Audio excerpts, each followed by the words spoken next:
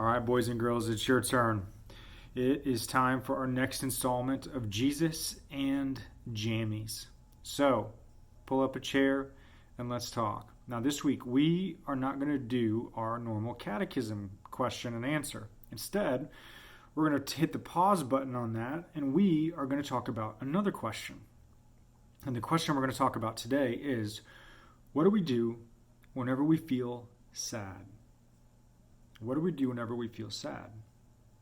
And that's a very important question right now, because many of you are feeling sad because you found out this week that you are not going to be going back and finishing the school year at school this year, and instead you'll be finishing it at home, and that makes you sad and disappointed. The reason is because you don't get to see your friends, and that makes you sad. You don't get to see your teachers and do the things that you love to do, and that makes you disappointed and sad as well.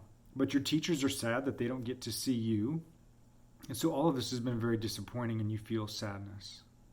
And for you older kids and for you teenagers, I know that also you are going through a lot, and it's easy to be angry, it's easy to be frustrated, and it's easy to take that out on our moms and dads and our family members and brothers and sisters. But I would tell you this, that sometimes whenever we feel anger and frustration, it's because what lies beneath all of that is actually sadness and disappointment. And whenever we feel sadness, what happens is it's like carrying around a large, heavy stone all by ourselves. It weighs us down. It's heavy. It makes us tired and exhausted, and we just feel heavy all the time. And so, what do we do with that sadness? What do we do whenever we feel sad?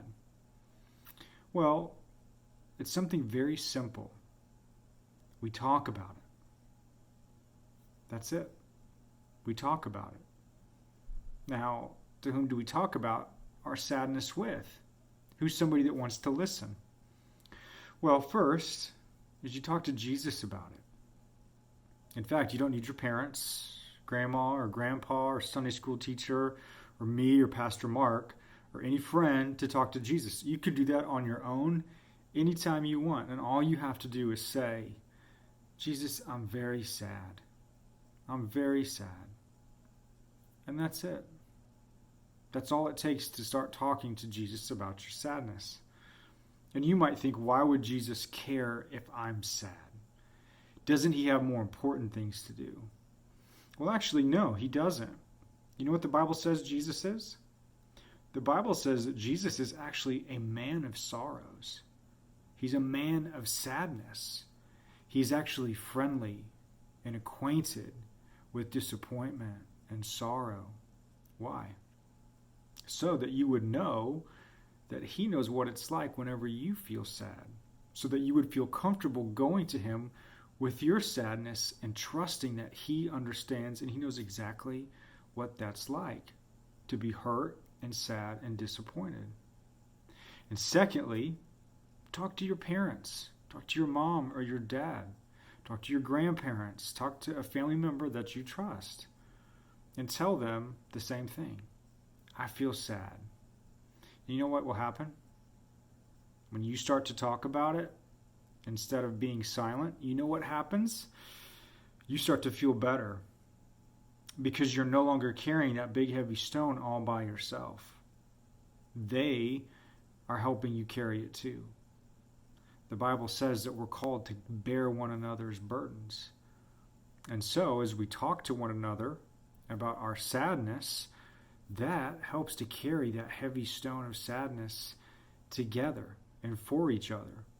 And that will make you feel better because you know you're not alone, and also takes the weight off of your shoulders. And so I encourage you this week, if you're sad, talk to Jesus about it. Tell him how you feel. Tell him that you're sad, and he promises to comfort us. But also talk to your mom or talk to your dad, talk to a brother or a sister, someone that you trust, and tell them that you feel sad. Tell them that you are disappointed. Tell them what you missed about school. And as you do, you'll find that heavy load starts to lighten on your shoulders and you'll feel better. Now, I miss you. Pastor Mark misses you. We'll be together again soon, but until then, know that we're praying for you. Know that you are very loved and you haven't been forgotten about. I'll see you soon.